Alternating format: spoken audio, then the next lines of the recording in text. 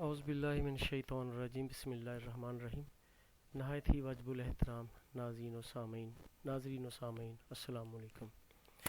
آج میرے جو آج کا ٹاپک ہے اس کا عنوان ہے status and responsibilities of a teacher in Islam, یعنی اسلام میں ایک استاد کا مرتبہ اور اس کی ذمہ داریاں۔ میں اس حدیث مبارکہ سے آغاز کرتا ہوں، کلکم رائن و کلکم مسئول عن رعیتہ، یعنی ہر شخص کی ایک رعایا ہے اور اسے اس رعایا کے بارے میں جواب دہ ہونا پڑے گا۔ یوں سمجھ لیں کہ ہر شخص جو ہے اس کی ایک بادشاہت ہے، اور جن لوگوں پہ وہ بادشاہت ہے اس کی ان لوگوں کی ذمہ داریوں کے بارے میں، ان لوگوں کی ضرورتوں کے بارے میں، ان لوگوں کی ہدایات کے بارے میں وہ قیامت والے دن جواب دہ ٹھہرایا جائے گا۔ اس حدیث مبارکہ کے اندر بہت زیادہ وسعت ہے۔ میں ایک چھوٹی سی دلیل دیتا ہوں کہ رعایا ہوتی کون ہے۔ رعایا وہ لوگ ہوتے ہیں جو اس شخص پر ڈیپینڈ کرتے ہیں اپنی ضرورتوں کے لیے، ہدایات کے لیے، اور بعض اوقات وہ اس کو فالو کرتے ہیں، یعنی اس کی پیروی کرتے ہیں اس سے متاثر ہو کر۔ تو اب اس سے وہ دو طرح سے متاثر ہوتے ہیں، یا اگر وہ صحیح راستے پہ جا رہا ہو تو اس کے پیچھے وہ سیدھے راستے پہ چلے جاتے ہیں، اگر وہ بھٹک رہا ہو تو وہ بھی اس کے پیچھے بھٹک جاتے ہیں۔ جس کی ایک مثال یہ ہے کہ مکہ معظمہ کے اندر نبی کریم صلی اللہ علیہ وآلہ وسلم نے سب سے زیادہ عرصہ آپ نے تبلیغ فرمائی، لیکن سب سے کم لوگ وہاں پہ مسلمان ہوئے۔ اس کی ایک بڑی وجہ تھی، وہ وجہ یہ تھی کہ وہاں پہ ابو جہل تھا۔ ابو جہل کو یہ نام جہلوں کا باپ یہ تو اللہ اور اس کے رسول نے دیا، اس لیے کہ اس کے پاس ہدایت نہ تھی، لیکن دنیاوی طور پہ اس کے پاس علم بہت تھا۔ اب چونکہ وہ پڑھا لکھا تھا، لوگ اس سے متاثر تھے، لوگ سمجھ لو اس کی رعایا تھی، وہاں اس کی عزت تھی، وہ لوگ سمجھتے تھے کہ یہ پڑھا لکھا ہے، یہ پڑھا لکھا ہو کہ جب اس دین کو قبول نہیں کرتا تو اس کے اندر بہتری ہوگی۔ اب اس سے میری بات آپ سمجھ گئے ہوں گے کہ جو بندہ پڑھا لکھا ہوتا ہے اس کا ایک اثر ہوتا ہے، لوگ اس کو فالو کرتے ہیں، لوگ اس کی پیروی کرتے ہیں، لوگ اس کی تقلید کرتے ہیں۔ اسی طرح سے یوں سمجھ لیں کہ ایک گھر کے اندر ایک باپ جو ہے وہ اپنی اولاد کے ضمن میں ایک بادشاہ ہے، اسی طرح سے ایک سکول جو ہے وہاں پہ ہیڈ ٹیچر جو ہے وہ ان ٹیچرز کا ایک بادشاہ ہے، وہ اس کی رعایا ہیں، اور اسی طرح سے ایک استاد جو ہے اس کے جو بچے ہیں اس کی رعایا ہیں۔ اب استاد کو جب ہم دیکھتے تو استاد کی رعایا صرف سکول تک نہیں ہے، استاد کی رعایا اس کی کلاس تک نہیں ہے، بلکہ اس کی رعایا اس کا گلی محلہ بھی ہے، اس کا وہ تمام علاقہ ہے جہاں پہ اس کو جانا جاتا ہے کہ یہ بندہ پڑھا لکھا ہے، جہاں پہ جانا جاتا ہے کہ اس بندے کے پاس علم ہے۔ اب اسی وجہ سے بہت سے لوگ جو ہوتے ہیں ان پڑھے لکھے لوگوں کی یا استاد کی تقلید کرتے ہیں، جو وہ کرنا چاہتا ہے یا کرتا ہے اس کو کرنا وہ بھی پسند کرتے ہیں۔ ایک بچہ جو ہوتا ہے وہ اپنے والدین کے بعد سب سے زیادہ متاثر جو ہوتا ہے وہ استاد سے ہوتا ہے، اسی لیے تو استاد سے کبھی غلط بھی پڑھا دیا جائے تو وہ اسی پہ قائم رہتے ہیں، اپنے والدین کی بھی نہیں مانتے، وہ کہتے ہیں یہ میرے استاد نے پڑھایا ہے۔ تو اس سے پتہ یہ چلتا ہے کہ جو بندہ رعایا کا مالک ہے، چونکہ اس کی رعایا اس کے پیچھے چلتی ہے، اس کو فالو کرتی ہے، اس کی پیروی کرتی ہے، اس جیسا بننے کی کوشش کرتی ہے، اس کی عادات و اطوار کو اپناتی ہے، اس لیے اس کے پیچھے یا تو وہ گمراہی کی طرف چلے جاتی ہے یا ہدایت کی طرف چلے جاتی ہے۔ اب یہ اس کے اوپر ہے، اب وہ بندہ ہو قیامت والے دن ذمہ دار ہوگا ان کے بھٹکنے کا، یا اس کو جزا ملے گی ان کو سیدھے راستے پہ ڈالنے کی۔ تو اس لیے اسلام کے اندر جو ہے وہ ہر بندے کا مرتبہ اور مقام ہے، اور ہر بندے کی کرایا ہے۔ جب ہم استاد کو دیکھتے ہیں تو اس کا پورے معاشرے کے اندر ایک عزت اور مقام ہے، اس لیے اس کو زیادہ محتاط ہونا پڑتا ہے، اور اس کا مرتبہ بھی زیادہ ہے، اس لیے اس کو اپنے کردار کے لحاظ سے، علم کے لحاظ سے اور عمل کے لحاظ سے دوسروں کے لیے ایک مینار نور بننا پڑتا ہے۔ آئے ہم اس کا دوسرا ایک پہلو دیکھتے ہیں کہ اسلام کے اندر گناہ اور ثواب کا تعلق بندے کے مرتبے کے مطابق ہوتا ہے۔ یہ نہیں ہوتا کہ ایک ان پڑھ اور ایک پڑھا جو ہے دونوں کو گناہ ایک جیسا ہوگا۔ جو بندہ سمجھتا ہے، جو جانتا ہے، جس کا مرتبہ بلند ہے، اس کی ذمہ داری بھی اسی قدر زیادہ ہے۔ حضرت جنید بغدادی رحمۃ اللہ علیہ کے پاس ایک خاتون آئی، اس نے آ کے ایک سوال کیا، ایک مسئلہ پوچھا۔ اس نے کہا حضور میرے گھر کے چھت کے ساتھ ایک ٹاور لگا ہوا ہے، روشنی کا کھمبا، جس میں گورنمنٹ کا تیل چلتا ہے اور جلتا ہے، میں رات کو اس کی روشنی میں بیٹھ کے کام کر لیتی ہوں۔ تو میرے ایک ذہن میں خیال آیا کہ کہیں ایسا تو نہیں ہے کہ مجھے گناہ ہو رہا ہو. تیل تو اس کے اندر حکومت کا جلتا ہے، اور حکومت کے پاس جو پیسہ آتا ہے وہ عوام کے ٹیکس کا پیسہ ہے. تو عوام کے اس پیسے سے میں اپنا ذاتی کام کرتی ہوں تو کہیں گناہ نہ ہو. حضرت جنید بغدادی رحمۃ اللہ علیہ نے فرمایا کہ نہیں، اس کا کوئی تیرے اوپر گناہ نہیں.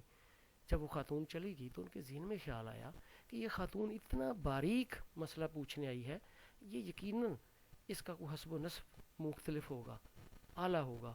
فوری طور پہ آپ نے بندہ پیچھے بھیجا، اس خاتون کو بلا کے پوچھا کہ اے بی بی مجھے یہ تو بتا تیرا حسب و نسب کیا ہے. اس خاتون نے بتایا کہ اس وقت کے جو امام جن کا نام جو ہے وہ بشر حافی ہے، میں اس کی بہن ہوں. آپ نے فرمایا کہ اگر تو عام خاتون ہوتی تو تیرے اوپر گناہ نہیں تھا، چونکہ تیرا حسب و نسب ایسا ہے کہ لوگ ان کی تقلید کرتے ہیں، اس لیے تمہیں آپ کے اوپر یہ گناہ ہے، تم کرو گی تو یہ گناہ ہوگا. تو اس سے یہ پتہ چلا کہ جن لوگوں کو لوگ فالو کرتے ہیں ان کے اوپر گناہ بھی اتنا ہی زیادہ ہے اور ثواب بھی اسی قدر زیادہ ہے اگر لوگ ان کے پیچھے لگ کے راہ ہدایت کی طرف جائیں گے. تو ایک استاد جو ہوتا ہے اس کا مرتبہ اور مقام جو ہے وہ سب کے سامنے ہے، اس کی عزت و آبرو جو سب کے سامنے ہے، اس لیے اس کی ذمہ داریاں بھی اسی قدر زیادہ ہیں اور اس کو زیادہ محتاط ہونا پڑتا ہے. اور اسی طرح سے جو گناہ اور ثواب ہے اس کا تعلق بھی اس کے مرتبے اور مقام سے. نبی کریم صلی اللہ علیہ وسلم نے یہ بھی فرمایا کہ اگر کوئی بندہ صحیح راستے کا چناؤ کرے گا یا ایسا راستہ کا آغاز کرے گا، کوئی ایسا کام شروع کرے گا جو فلاح کی طرف جائے گا، بہتری کی طرف جائے گا، اور جتنے لوگ اس کام کو آگے پھیلائیں گے وہ سارے کا سارا ثواب اس اکیلے بندے کو بھی ملے گا. ان کو تو ملے گا ہی، لیکن ان سب کے برابر اس بندے کو ملے گا. لیکن اگر کوئی گناہ کا آغاز کرے گا تو وہ گناہ جہاں تک پھیلتا جائے گا وہ تمام بندوں کے برابر اس اکیلے بندے کو گناہ ملے گا. تو اب یوں سمجھ لیں کہ استاد کا مرتبہ اور مقام اتنا بلند ہے کہ اور اس کا جو مرتبہ اتنا سینسٹیو ہے، اس کی سٹیج اتنی سینسٹیو ہے کہ اس کی ایک غلطی جو ہے بہت سے بچوں کو گمراہ کر سکتی ہے اور قیامت تک کے لیے اس کے لیے گناہوں کا ذخیرہ جمع ہو سکتا ہے. اور اگر ان بچوں کو فلاح کی طرف لے آئے تو وہی اس کے لیے بہت بڑا اجر کا باعث بن جائے گا. آگے ہم دیکھتے ہیں نجات کا دارومدار جو ہوتا ہے وہ کس چیز پر ہے. اللہ کے نبی کریم صلی اللہ علیہ وسلم نے فرمایا کہ میرے بہت سے امتی جب دنیا سے جائیں گے تو جہنمی ہوں گے، جب اٹھائے جائیں گے تو جنتی ہوں گے. پوچھا گیا وہ کیسے؟ کیونکہ قبر میں تو جا کے بندہ کوئی کام نہیں کر سکتا، کوئی عمل وہاں پہ قابل قبول نہیں ہے، توبہ نہیں ہو سکتی، توبہ اس دنیا میں ہے. حضور نے فرمایا دو کام اس کے جنت میں جانے کا باعث بنیں گے. ایک اس کی نیک اولاد جو اس دنیا کے اندر جب نماز پڑھے گی تو پڑھے گی ربنا اغفر لی ولوالدی وللمؤمنین یوم یقوم الحساب، اور وہ نیک کام کرے گی تو نیک اولاد بھی صدقہ جاریہ ہیں اور ان کو ایصال ثواب بھی کرے گی. اور دوسرا آپ نے فرمایا کہ وہ جو کام دنیا میں ایسے چھوڑ آئے ہوں گے جو صدقہ جاریہ کی حیثیت رکھتے ہوں گے، نیک کام جس کا کوئی آغاز کر گئے ہوں گے، وہ چلتا رہے گا اور ان کو ثواب پہنچتا رہے گا.